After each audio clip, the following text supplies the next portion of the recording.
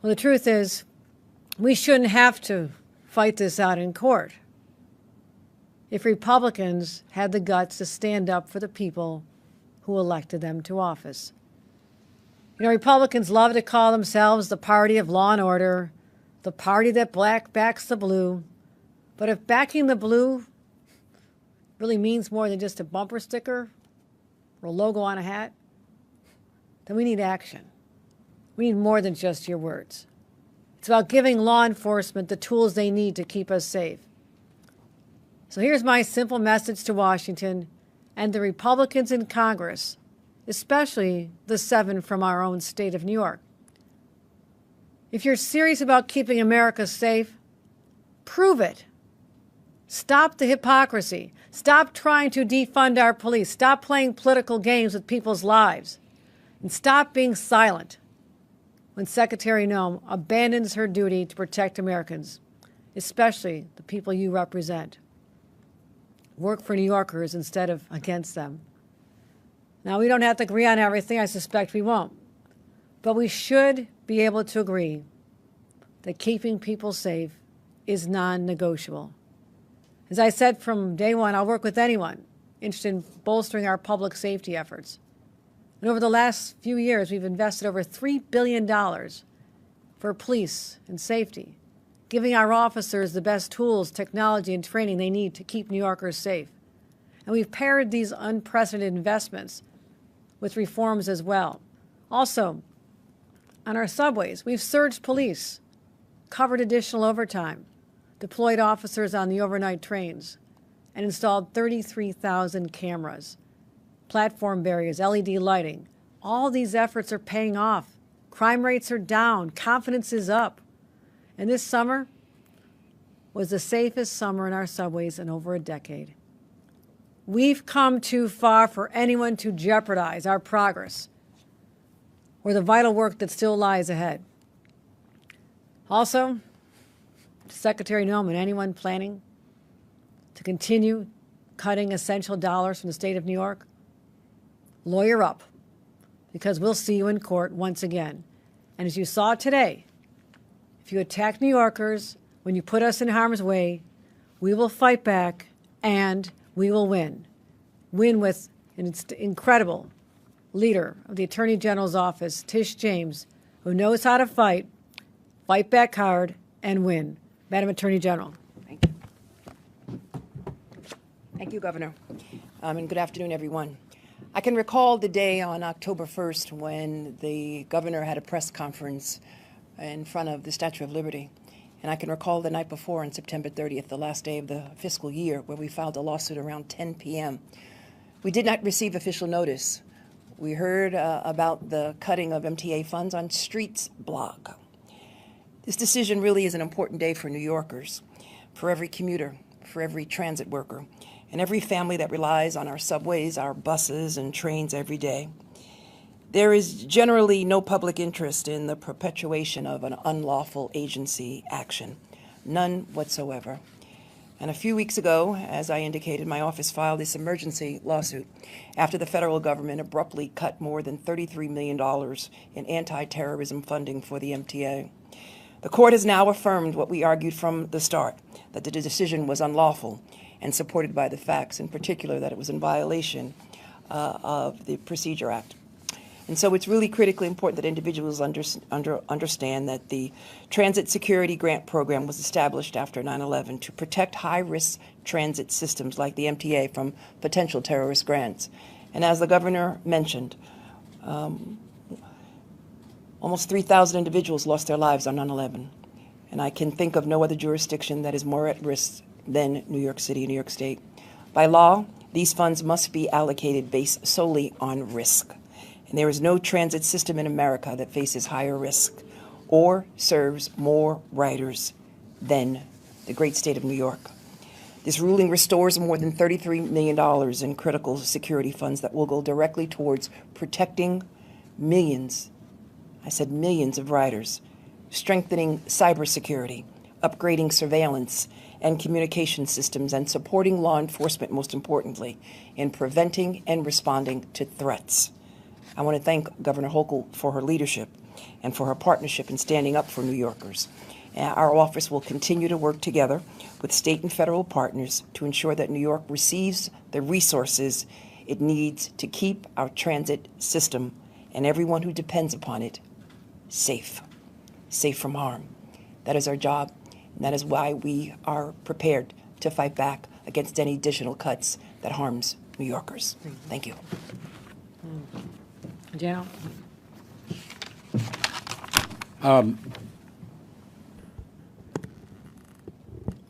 Listen, I worked at the World Trade Center for 14 years after 9/11. The one thing we knew is that you had to make investments to make sure that that place and New York was safe from any terrorist attack ever again.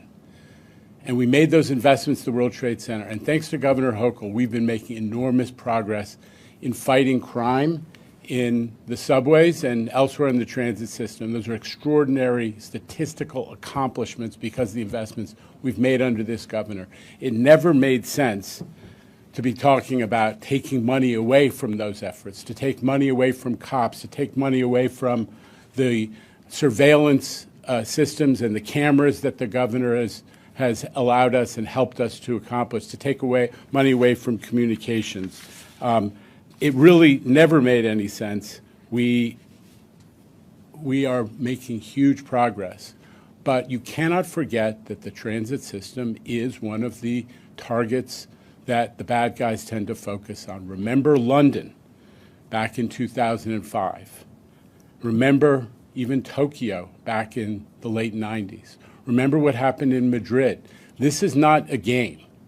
This is an area that must be protected. We are doing it, and taking money away from it never made any sense. I am so grateful to the governor and to the Attorney General for making sure that we will continue to receive these needed federal funds so that we can invest in cops, invest in communications, and the technology that protects every transit rider. Thank you both. All right, thanks, guys. We have time for just a couple on-topic questions only. Dave, go ahead. You guys broke the story. Kick us off.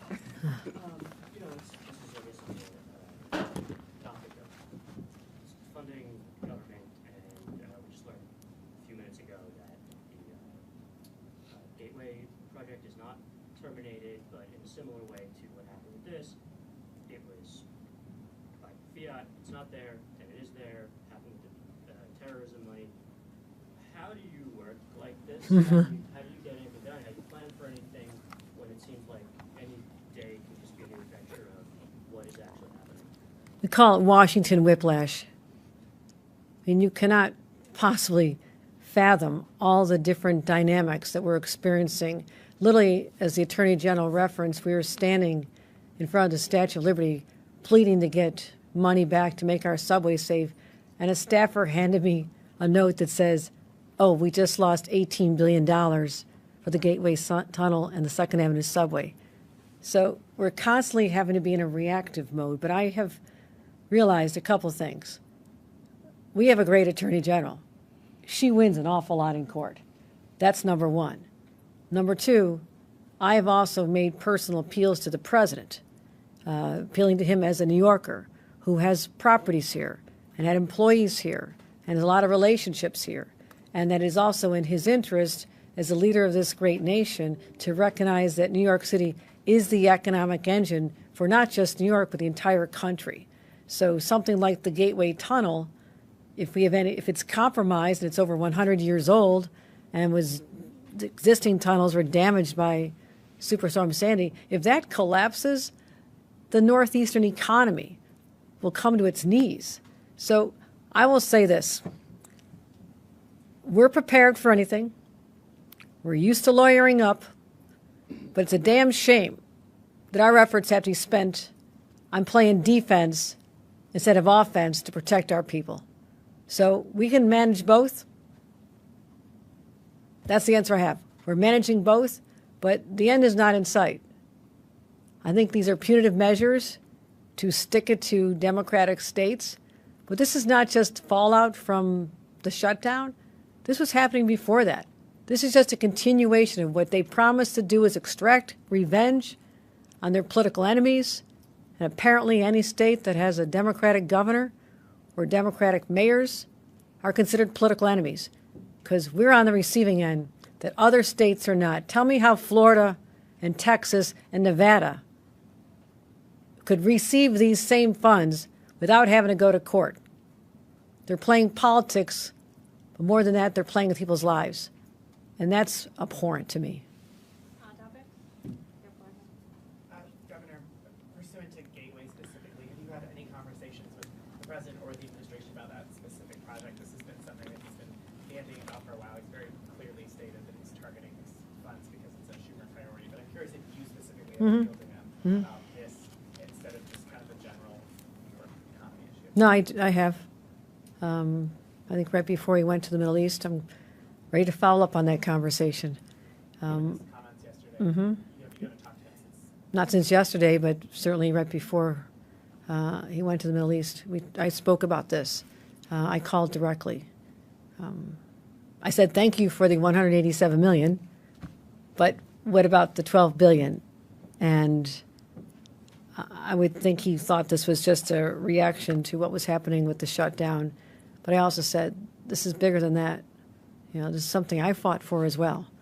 I had to work with Phil Murphy, Governor Murphy, and Jano knows the long history of presidents saying yes or no, governors from New Jersey saying no, governors from New York not working. So this has had a long, sordid history, and we were the ones who could get it over the finish line with support from Senator Schumer to get the federal dollars. But we had to get the arrangement between our two states. And so I'm just going to continue making that appeal, talk to him again real soon on that, for sure. Evan, go ahead. Have you given any thought, you've got a couple of projects coming up, most notably IBX, that may have some reliance on federal funding. What can you do to build a firewall from this sort of capricious action in the future? Is there any way to fund it fully by the state? Well, the best firewall is to win Congress next year. So in January 27, we can stop the insanity. So that's one firewall that I'm actually focused on. This is not a political event, so I won't repeat that. But, Jano, we're already making the investments now. And so, I'm continuing down the tracks. IBX is happening. It is happening. And come hell or high water, we're going to deliver on that. But I believe that this is a short blip in our history, that the need to have the federal dollars kick in can come down a little further down the road, and we can make that happen. Is that accurate? Absolutely. Okay. That's happened. We're going to make it happen. Last one, on topic, Jack, go ahead. Speaking of punitive measures and exacting revenge, General, I wonder if you might speak about the indictment that you're now facing and what. Is that on topic yet? Is that on topic? Talked about retribution. Okay. And what some are seeing as a pattern with the administration of extracting revenge from political enemies. Well, it's also, I will let her answer for herself. She's certainly very more than capable. But it is absolutely the weaponization of the Department of Justice. And that's what's so scary about this, that no one in this country is safe if you stand up against this administration or just do your job, as our Attorney General has been doing, that you are now in their crosshairs. And so, I have confidence in our Attorney General to be able to withstand what's coming. But these are dark, scary days. I would say what she said. But first of all, the decision was based on the Administrative Procedure Act, an arbitrary and capricious act by this agency, an unlawful act. And so too is the indictment. It's baseless. It's nothing more than retribution. Retribution for basically doing my job. For doing my job following a 2-year investigation and a congressional hearing. It wasn't political. It was based on facts and the application of the evidence. And the judgment was sustained. The amount of the disgorgement was what was dismissed. But the judgment remains. And so at this point in time, we will vigorously defend those charges, those baseless charges. My arraignment, as you know, is next Friday. I visit Norfolk quite frequently. My family is in Norfolk. I love my family. And I will defend these charges And I want everyone to know that it is completely baseless, and I am totally innocent. Thank you. Governor Kathy Hochul held a press briefing following a major legal victory that restored more than $33 million in federal anti-terrorism funding for New York's Metropolitan Transportation Authority, MTA. The funding, originally cut by the federal government, was reinstated after the state filed a successful lawsuit arguing that the decision violated federal law. Standing alongside Attorney General Letitia James, Hochul condemned the funding cuts as reckless and politically motivated. She emphasized that the resources were vital for protecting New Yorkers from terrorist threats, especially given the city's history with 9/11 and the ongoing risks faced by one of the nation's busiest transit systems. Hochul criticized congressional Republicans for claiming to support law enforcement while allowing critical public safety funds to be stripped away. If backing the blue really means more than a bumper sticker or a logo on a hat, then we need action, she said. Stop trying to defund our police and playing political games with people's lives. The governor highlighted her administration's investments of over $3 billion to strengthen public safety, fund police training, and improve security across the city's transit network. She noted that crime rates in the subway system have fallen significantly, with this past summer marking the safest in more than a decade. Hochul also issued a warning to federal officials, including Secretary Noem, saying, "If you attack New Yorkers and put us in harm's way, we will fight back and we will win." Attorney General James echoed the governor's remarks, describing the court's decision as a critical win for public safety. She explained that her office filed an emergency lawsuit after learning that federal officials had abruptly cut the anti-terrorism grant just hours before the end of the fiscal year. The court agreed with the state's position that the move violated the Administrative Procedure Act and was both unlawful and arbitrary. These funds are essential to protect millions of riders, strengthen cybersecurity, upgrade surveillance and communication systems, and support law enforcement, James said. There is no other transit system in America that faces a higher risk than New York.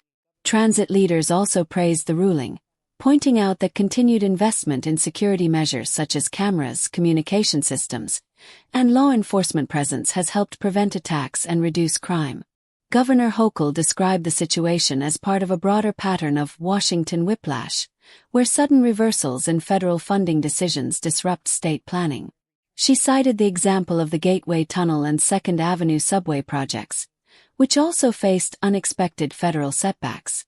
Hochul accused the current administration of using funding decisions to punish Democratic-led states, adding that these actions go beyond politics and put people's safety at risk.